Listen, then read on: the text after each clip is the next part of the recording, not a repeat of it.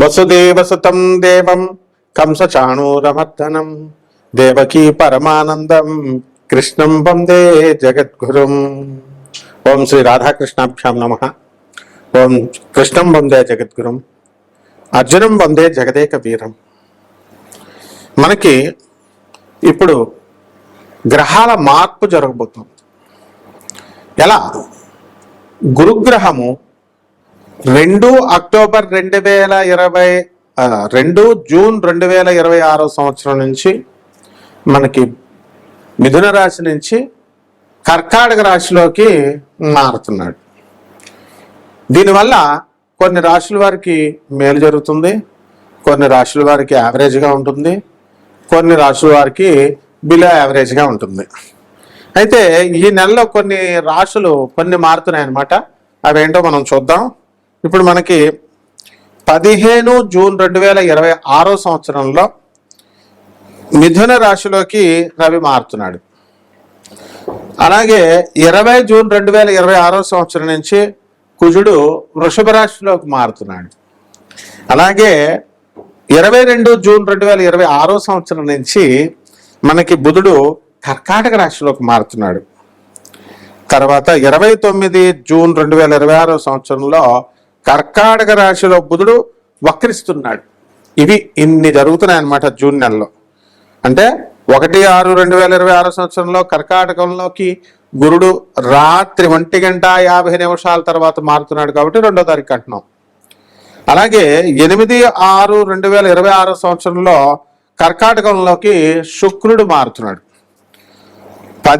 ఈ యొక్క గ్రహ సంపుటి వల్ల మనకి ఏ గ్రహాలకి ఏమి ఫలితాలు వస్తాయో మనం తెలుసుకుందాం. తెలుసుకునే ముందు మనం ఒక విషయం తెలుసుకోవాలి. గురుగ్రహము 12 సంవత్సరాలకు ఒకసారి మారుతుంది. 12 సంవత్సరాలకు ఒకసారి మారినప్పుడు మనకి ఏమవుతుందంటే ఈ గురుగ్రహము అనేకమైనటువంటి శుభ ఫలితాలను ఇస్తుంది కొన్ని రాశుల వారికి. ఈ యొక్క కుంభరాశిలో ఉన్నటువంటి రాహువు ఈ జూన్ నెలంతా కూడా కుంభరాశిలో ఉంటాడు.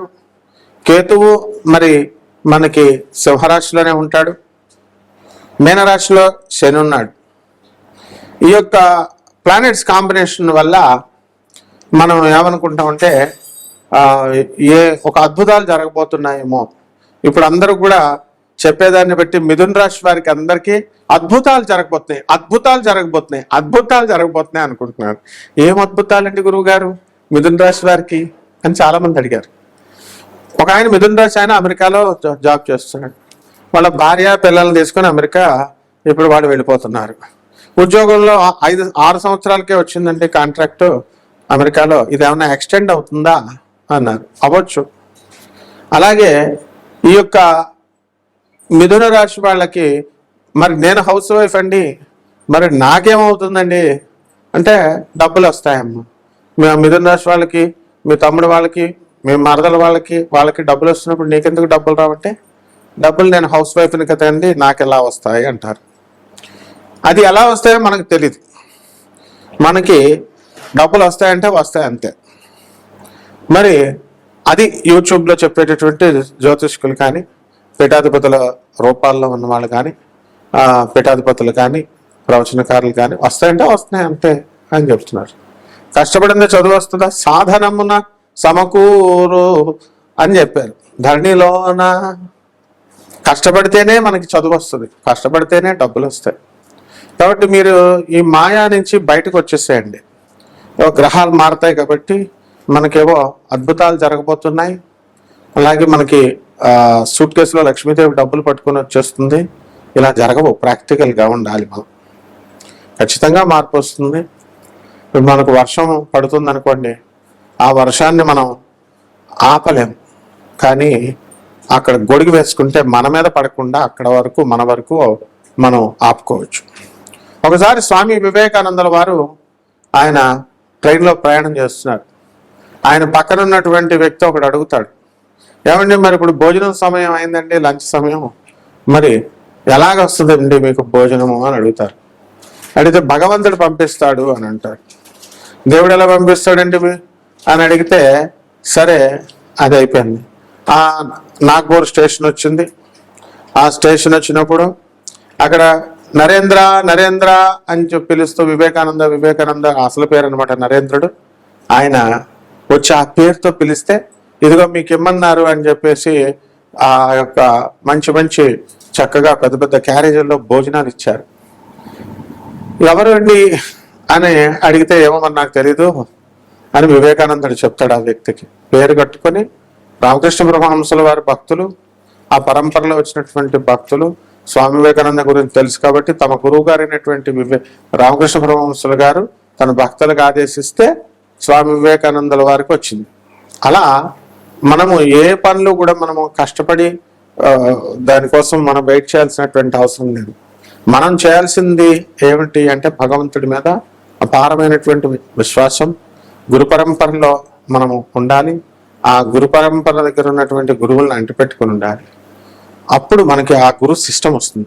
పరమహంస యోగానందుల వారు, మా గురువు గారు అయినటువంటి పరమహంస యోగానందుల వారు మరి ఒక యోగి ఆత్మకథలను తర్వాత ఆయన మామూలుగా కూడా చెప్తూ ఉంటారు. ఏమని చెప్తారంటే గురువు అనేటటువంటి వాడిని భగవంతుడు డిజిగ్నేట్ చేస్తాడు, నువ్వు గురువుగా ఉండు, వీళ్ళని తీర్చిదిద్దు అని.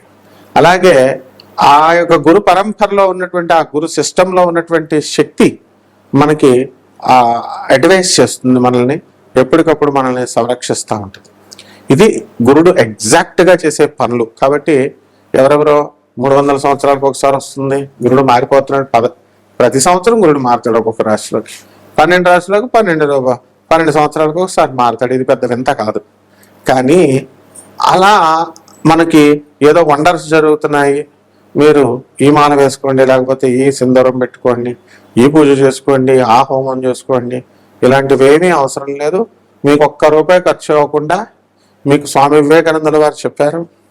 అలాగే service to humanity is real service to God అని మానవులకి, పేదవారికి, అనాథలకి, వికలాంగులకి, సాధువులకి సేవ చేయడం ద్వారా మరి తప్పకుండా గురుమండల వ్యవస్థ నుంచి గురువు యొక్క అనుగ్రహం మీ పైన వస్తుంది. అలా కాకుండా బాగా డబ్బున్నటువంటి వాళ్ళు పిసనార్తనంగా వాళ్ళ బీరువాళ్ళలో డబ్బులు దాచుకుని ఖర్చు పెట్టకుండా పేదవాళ్ళకి, అవసరంలో ఉన్న వాళ్ళకి కనుక ఆదుకోకపోయినట్లయితే వాళ్ళు తప్పకుండా నష్టపోయేటటువంటి అవకాశాలు ఉంటాయి. కాబట్టి ఎదుగుదల మాట ఎలా ఉంచండి, డౌన్ఫాల్ అవడానికి అవకాశాలు ఉంటాయి. కాబట్టి ఎంతసేపు కూడా మీ పక్కవాడు మీ పట్ల ఏదో ఒక సహాయం చేస్తారనేటటువంటి ఎక్స్పెక్టేషన్తో ఉంటాడు. Everyone will have greater expectations on his fellow beings అని. కాబట్టి మనకి మీరంతా ఎదగాలని పక్కవాడు కోరుకుంటాడు. ఎందువల్ల కోరుకుంటాడు? వాడు మీ కారు ఉంటే వాడిని ఎక్కించుకుంటారండి, మీ దగ్గర ₹100 అంటే ₹10 వాడికి అప్పిస్తారండి. This is positive optimism.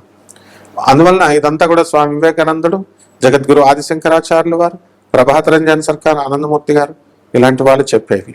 కాబట్టి మీ అందరు కూడా ఇది కోటాను కోట్ల మందికి కామన్ ప్లాట్ఫారం మీద చెప్పబడేటటువంటి ఈ యొక్క రాశి ఫలాలు, దాన్ని ఒక్కొక్క వారీగా ఒక్కొక్క 12 రాశుల వారికి కూడా ఒక్కొక్కళ్ళకి మీకు ఎలాంటి ఫలితాలు ఇస్తుంది అనేటటువంటిది మనము ఈ గోచార రీత్యా మనం తెలుసుకుందాం.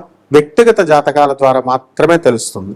సో వ్యక్తిగత జాతకాల ద్వారా మీ జాతకంలో మీరు ఇల్లు ఎప్పుడు కడతారు, ఇవన్నీ చేస్తారు, మనం చదువు ఎప్పుడు వస్తుంది, ఇలాంటివన్నీ కూడా మనకు తెలుస్తాయి.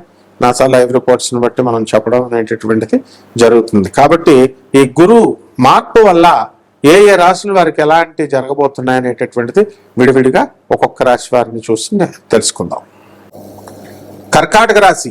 ఈ కర్కాటక రాశి వారికి అందరికీ కూడా జన్మంలోకి వచ్చేటటువంటి గురుగ్రహ ప్రభావం వల్ల అద్భుతమైనటువంటి మార్పులు రాబోతున్నాయి. విద్యార్థులకు మీకు రావాల్సినటువంటి స్కాలర్షిప్లన్నీ కూడా పెండింగ్లో ఉన్నాయి. మరి ఈ యొక్క గురుగ్రహ ప్రభావం తర్వాత మారిన తర్వాత మీ స్కాలర్షిప్లు అనేటటువంటివి రావడానికి అవకాశాలు ఉన్నాయి. అలాగే రైతుల దగ్గరికి వచ్చేసరికి అష్టమ స్థానంలో ఉన్నటువంటి రాహుగ్రహ ప్రభావం వలన మీ వ్యవసాయాలు మీ పడినటువంటి కష్టానికి తగినటువంటి ఫలితాన్ని ఇవ్వలేకపోతుంది. కాబట్టి రైతులంతా కూడా వేరే వృత్తి చూసుకుందామా అనేటటువంటి ఆలోచనలో పడతారు. అలాగే ఈ కర్కాటక రాశి వారికి అందరికీ కూడా అన్ని రకాల పనులు కూడా పూర్తి అవుతాయి, కానీ కొంచెం లేటుగా అవడం అనేటటువంటిది జరుగుతుంది. కాబట్టి ఈ రాశి వారికి అందరికీ కూడా 1-2 సార్లు ఆ పని పూర్తి చేసుకోవడానికి ప్రయత్నించాలి.